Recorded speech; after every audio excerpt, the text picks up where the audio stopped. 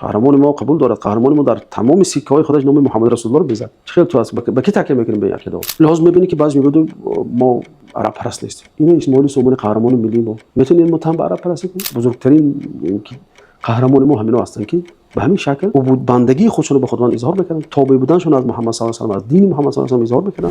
پول ملی یا ارز ملی یا به اصطلاح اسعار ملی که ما میگیم، هر یک ملت وقتی همون نقدی خودش، پول نقدی خودش چاپ میکند، البته از همه عزیزترین چیزهای خودش در اونجا چاپ میکنه، یا هم قهرمانای خودشه یا مشهورترین جاهای همون زیارتی خودش مثلا انجام میکنه. ما اینجا فقط درباره همین سامانه ها چه خیلی پولشون، درهم و دینارشون شکلش چه خیلی بود صحبت میکنیم، چون اینم خیلی مهم است. برای چی مهم است؟ چون که اونجا دولت عقیده خودش رو بیان میکنه، یک نمود به کدام دین بودنش و به کدام راه رفتنش. این نمونه یکمش دیناری که در سمرقند زده شده است سال 250. حالا به اصطلاح دولت سامانی اون زمان مستقل نبود، به اصطلاح یا نیم مستقل نشده بود، چون اصلا سامانی مستقل نشدن 100%. دلیلش هم بگم موزر. سال 250 اینجا عکس دیدی شده شما، یک دیناری هست که در سمرقند زده شده 250 هجری، عبارت از 3.88 گرم طلا هست. میبینیم که قطرش 21 میلیمتر است، قطری همین تنگه یا دینار. در مرکزش لا اله الا الله وحده لا شریک له نوشته شده است. بعد از آن العباس ابن امیر المؤمنین نوشته شده است. بعد از آن در هامش داخلیش بسم الله ضرب هذا الدینار بسمرقند سنه 50 و 200. این دینار در سمرقند سک شد در سال 250 هجری. اما در پشت این دینار لله بالاش، بعد محمد رسول الله نوشته شده است. بعد المستعین بالله، این لقب همون خلیفه عباسی که در این زمانی کی بود، یکی از امیرای سامانی. بعد ببین این آیت نوشته شده است محمد رسول الله ارسله بالهدى و دین الحق لیظهره علی الدین کله ولو کره المشرکون. نمونه دو مثلا میبینیم که باز دینار دیگری هست که در سمرقند سال 265 یعنی بعد از 15 سال این زده شده است.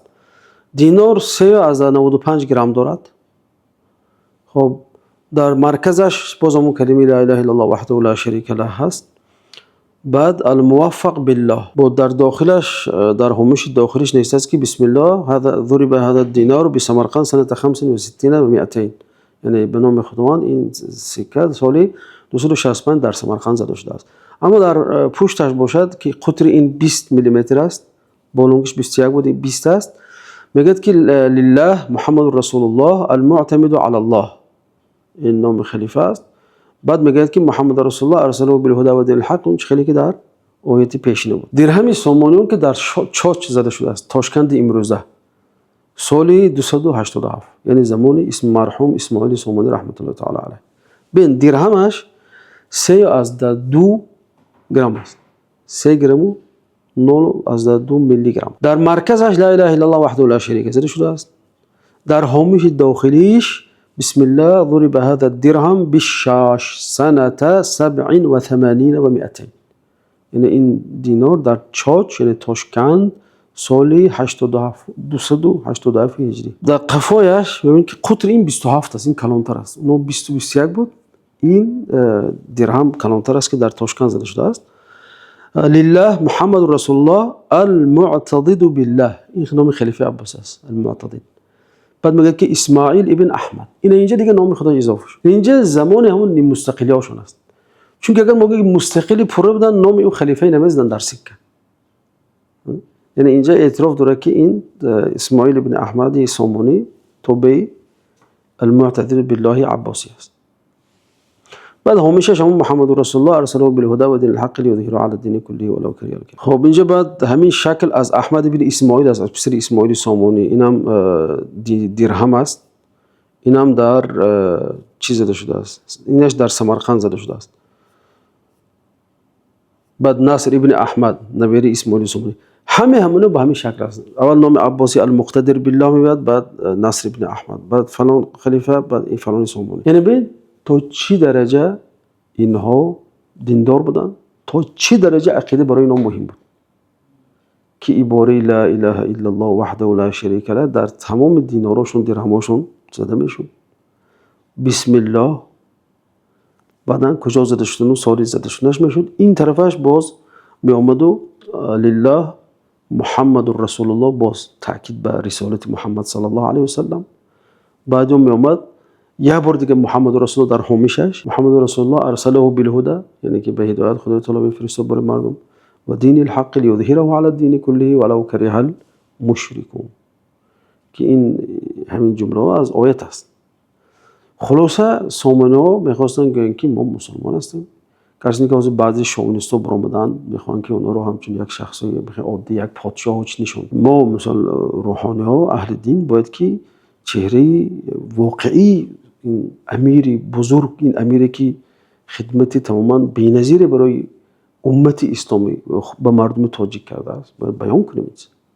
وظیفه دار هستیم ما در نزد الله تعالی و در نزد تاریخ هم باید بیان کنیم که چی عقیده داشتن، در چی دین بودن. لازم میبینی که بعضی میگه ما عرب پرست نیستیم. اینا اسماعیل سومانی قهرمان ملی ما میتونیم متهم به عرب پرستی کنیم؟ یعنی دولتشان قریب دولت شبه مستقل بود، نیم مستقل بود قریب، که اینقدر جرأت میکردن که در همون درهم و دیناری که سک میکردن نام خودشون همراه نام خلیفه میزدن. اینو بریم این گپایی که امروز هست که میگن که گذشته های ما این بودن و بودن، گذشته ما نمینا بودن. یعنی از گذشتگانی که ما تمام تاریخشون حرف به حرف سال به سال میدونیم همین اسماعیل سامانی است، همین آل سامان است. بزرگترین قهرمان ما همینا هستن که به همین شکل عبود بندگی خودشون رو به خداوند اظهار میکردن، تابع بودنشون از محمد صلی الله علیه و آله، از دین محمد صلی الله علیه و آله اظهار میکردن. چی در چاچ درهم زدن، چه دینار زدن، چی در سمرقند زدن، چی در دیگر جا زدن، همگی کلمه محمد رسول الله هست. امروز متاسفانه بعضی تاجیک‌ها برآمدن توتیوار میگن که با پیغمبر عرب است و پیغمبر ما نیست. قهرمان ما قبول دارد، قهرمان ما در تمام سکه‌های خودش نام محمد رسول الله رو بزد. چه خیلی تو هست با کی تکیه میکنیم به این عقیده؟ نال ناگفته از اون بزرگای و شعرای مثل ابن رودکی و مثلا ناصر خسرو و ابن سینا و همه اونا محمد رسول الله رو اعتراف داشت. همه اونا محمد رسول الله میگفتن، یعنی دیده و دانسته میگفتن، اونا از تقلید نمیکردن هیچ کسی رو، اونا قانع شده بودن به این چیز.